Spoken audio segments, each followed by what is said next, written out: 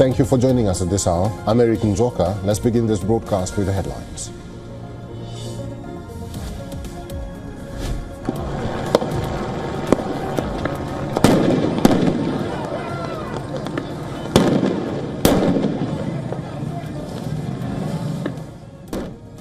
President Donald Trump's administration says 2,000 National Guard troops deployed in Los Angeles. This as federal agents faced off against a few hundred demonstrators during a second day of protests following immigration raids.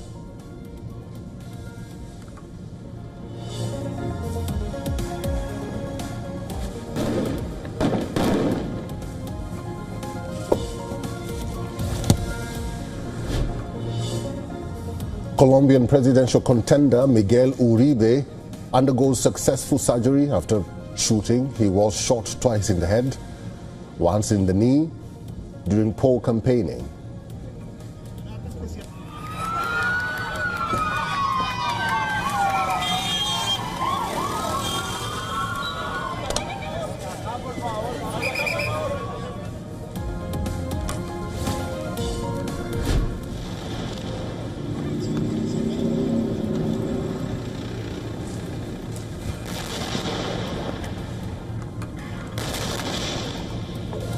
Japan conducts large-scale annual military drills in the scenic backdrop of the iconic Mount Fuji. The military build-up by Japan comes amid growing threats by China, Russia and North Korea.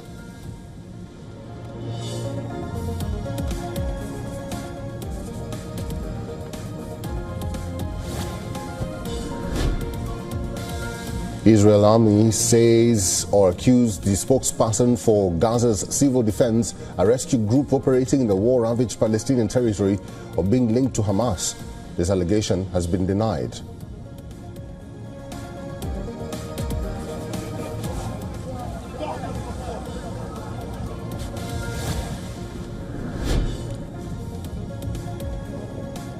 Thousands of Muslim pilgrims arrived at the symbolic Devil Stoning complex in Mina, Saudi Arabia. Sunday is the final day of the symbolic stoning ritual that commemorates Prophet Ibrahim's rejection of Satan.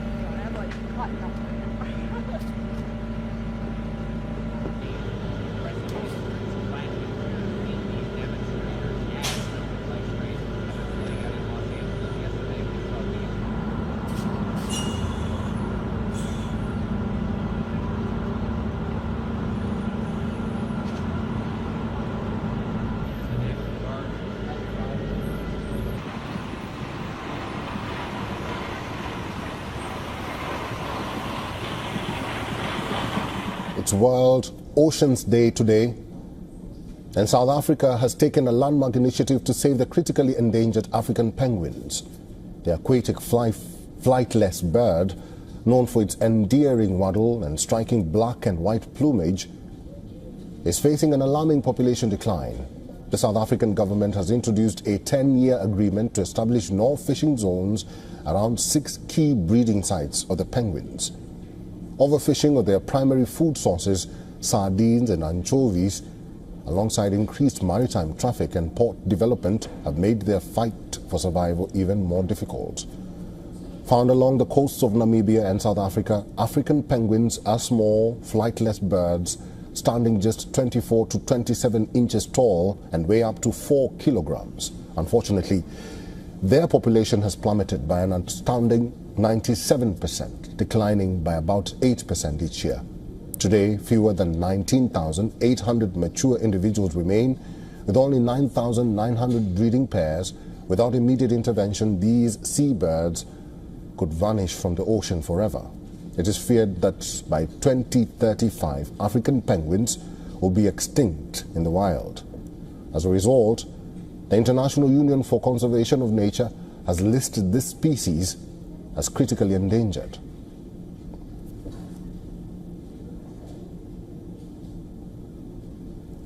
Japan is holding its annual live-fire military drills at the foot of Mount Fuji. The exercise simulates fighting an invasion of a remote island. The ground's self-defense force responded by bombing targets and firing shots from trenches. Watch.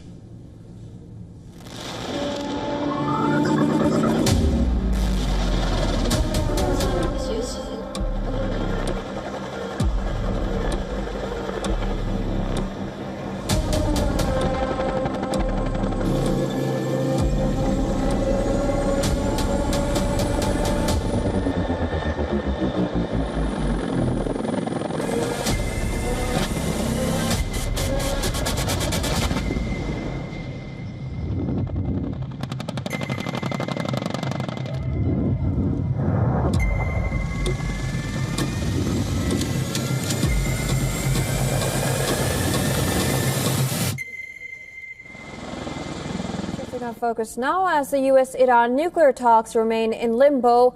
UN atomic watchdog chief Rafael Mariano Grossi warned that Iran has the materials necessary to make a nuclear weapon. In a recent interview, IAEA chief cautioned that failure in nuclear negotiations will most probably imply military action. He warned that Iran's nuclear capabilities could not be destroyed with a single surgical strike. Speaking about Iran's nuclear facilities, Grossi says the facilities are buried too deep, that is half a mile underground, to be hit by a single surgical strike. U.S. President Donald Trump says any deal with Iran will require no uranium enrichment. He warned that U.S. will have to take an alternative route if Iran continues to produce enriched uranium. What do you make of the Ayatollah saying that they have to enrich? They have to be able to. Well, they won't be enriching. If they enrich, then we're going to have to do it the other way. And I don't really want to do it the other way, but we're going to have to enrich. What's your latest? There's not going to be enrichment. Iranian Supreme Leader Ayatollah Ali Khamenei has rejected U.S. demands, saying U.S. has no business to take a call on Iran's uranium enrichment. The first thing we say to the American and other parties is, what business do you have in this? Why do you interfere in whether Iran should have enrichment or not? What's it to you? Iranian state media reported that Iran had obtained a trove of strategic and sensitive Israeli intelligence, including files related to Israel's nuclear facilities and defense plans. Israel is yet to respond to the report. The report says the data haul was extracted during a covert operation and included a vast volume of materials, including documents, images, and videos. Iran is preparing a military backup plan for a full-scale war. Iran has signed a massive deal to import thousands of tons of ammonium perchlorate from China, a chemical that powers solid-fueled ballistic missiles. According to a report by the Wall Street Journal, once delivered, the stockpile could help Iran produce as many as 800 missiles. And this isn't just about self-defense. Iran appears to be positioning itself for a broader regional strategy. The Iranian army is already laying the groundwork for 5 new missile bases across the country. Now plans are drawn and they are already being organized. Just a few weeks ago, the IRGC unveiled its first underground drone base, stocked with locally built UAVs, surveillance drones, and loitering munitions. Iran is aggressively increasing the capabilities of its missile system, ensuring that it has more nuclear-capable weaponry in its arsenal. Now, recently, Iran unveiled a new solid-fuel ballistic missile called Qasem Basir, which has a range of 1,200 kilometers. Tehran's increasing stockpile of weapons having a nuclear payload includes medium-range ballistic missiles such as Khorashmaz, Shahab-3 and Siju.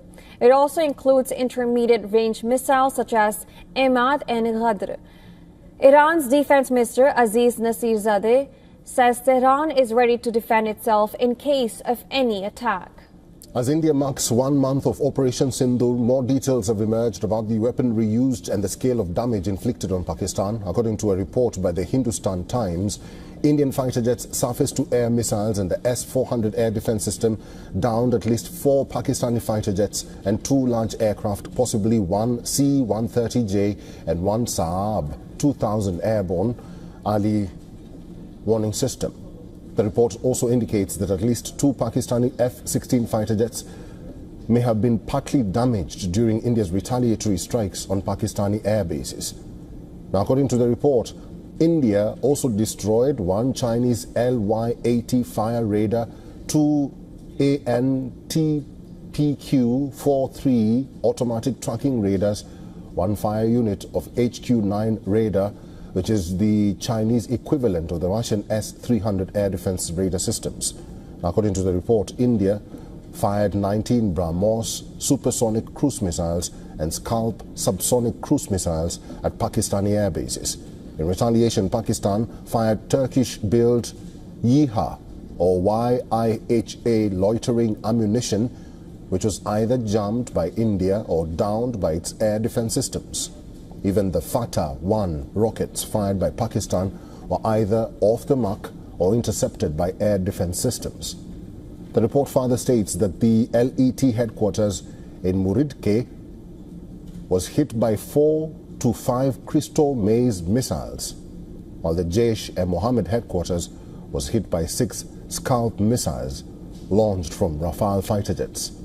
In response to Pakistan's continued shelling along the line of control, the Indian Army destroyed Tier 2 defenses of the Pakistan Army through the US-made Excalibur ammunition used by M777 howitzers. India also used Polish-made loitering extended-range ammunition to target Pakistan at the line of control, whereas the Indian Air Force used Israeli loitering ammunition to destroy terror camp or terror camps in Pakistan-occupied Kashmir.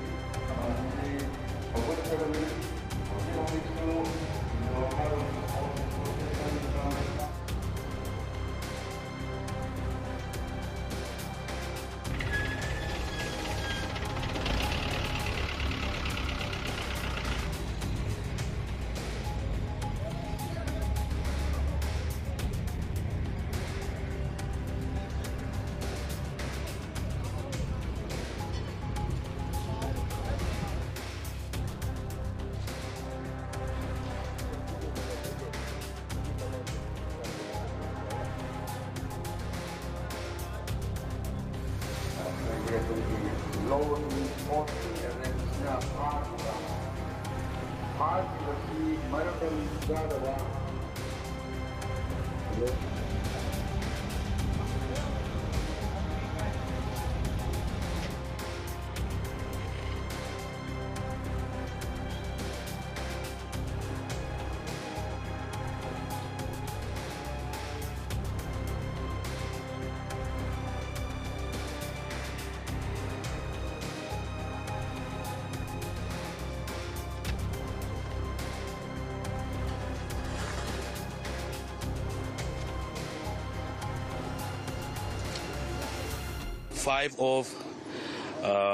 Five of our boys who belongs to Arambai Tengol has been arrested, as everyone knows. And then after that, we have, like, the entire state has become in a panic mode. And then in certain locations, there has been bans and blockades. The internet has been shut down. We have requested the Honorable Governor is that, first of all, if the government wants to, arrest anyone at this point of juncture, I think almost all the parties have been represented there.